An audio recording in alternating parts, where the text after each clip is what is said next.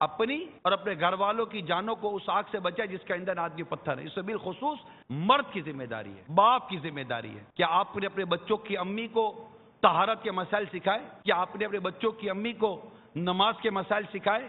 کیا اپنے بچوں کی امی کو قرآن پاک کی تعلیم دی؟ کیا اپنے بچوں کی امی کو ضروری شرعی علوم سکھائے؟